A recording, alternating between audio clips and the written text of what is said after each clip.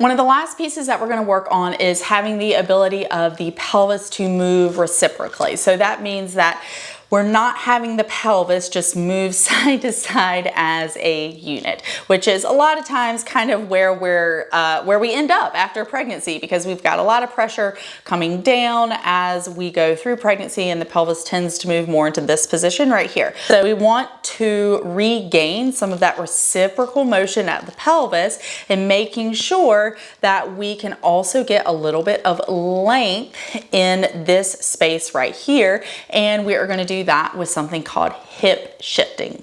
I like to do this with a yoga block to start out with. I think it is a wonderful, wonderful skill to be able to learn and have, and that way you can use it in your exercise programming or your training when you know that you need a little bit more, we'll say, letting go on one side of your glutes. So let's get into the hip shift. The setup for this is super important, okay? Not that any of the setups aren't important, but this one, you really got to nail the setup to be able to nail the exercise. And also understanding too that this is probably the most complex of the exercises and movements that I've gone through for you. So take your time with this one. I would not come right out of the birthing center or the hospital and be trying to do hip shifts. I would give it, 2 or 3 days before you try to start doing something like this. And it's also going to depend on what you've done prior to delivery. So if you worked on hip shifts before, then you already kind of have the neural component there. So there will be a little bit less learning that happens, but if you haven't done hip shifts before delivery,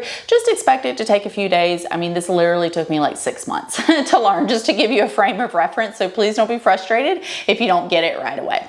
Okay, so for your setup, I'm going to do it on the left side, okay? So I want my left knee on the yoga block. Now, I need to remember that my left side is the working side, okay? My right side is doing next to nothing. My left side is what is going to be accomplishing all of the movement. I want to take my hands and I am going to frame the yoga block. I do not want my hand in front of my knee. It's not going to work. Hands need to frame the yoga block, okay? So if I show you from this view right here, they're going to frame the yoga block. Now, you're going to take your opposite knee. So this is my right knee, and I'm going to bring it forward a little bit. So what I've got now are hands framing the yoga block, and my right knee is forward. I'm going to show you this exercise from a few different angles because it will be helpful to you to see it from the front side and the back. So this is the side. I have my left side very, very heavy. Again, hands are framing the yoga block and my right knee is towards the front of the yoga block. From right here, I want to make sure that I can get that left side long. I want to think about increasing the space from my lower ribs to my hip bone. So we don't want to be crunched up like this, okay? Left side long. Now from here, what I want to do is make sure I'm not tucked under, okay? We're getting that nice kind of tiny twerk there.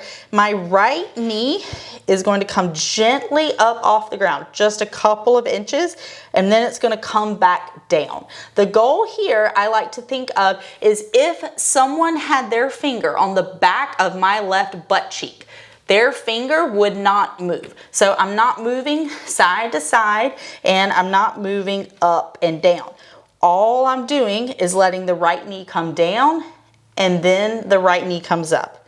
Right knee comes down, right knee comes up. And I want to be able to let that back side of my pelvis on the left, that's the working side, is the one that I'm trying to get to complete this motion. It should feel the most intense stretching feeling as you come down.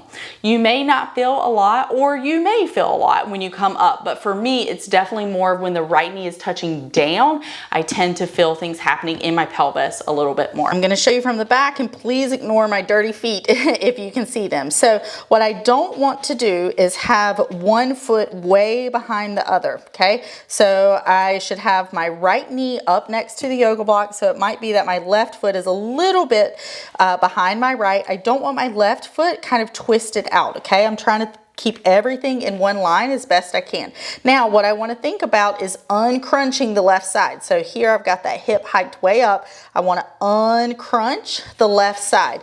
Now, what I'm going to do is let the right knee come up and then come down. And I'm wanting to really let that left side of the pelvis just let go to let the right knee come down. The right side has virtually no weight on it, okay? I'm not weight bearing on the right side at all. I am very, very, very, very heavy on the left. Want to make sure as I come down and up that the left side of the pelvis is staying really still.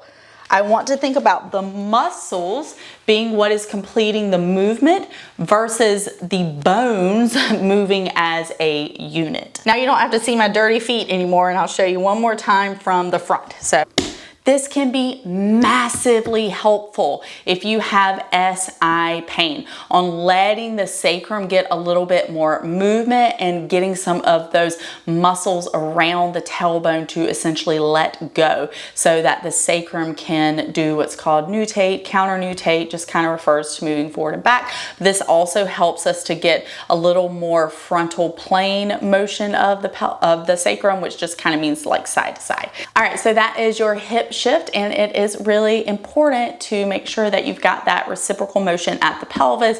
It is going to help your sacrum, which has a large impact on your pelvic floor, the way your glutes function, and really everything up the chain will be so much happier as well when your hips can shift well.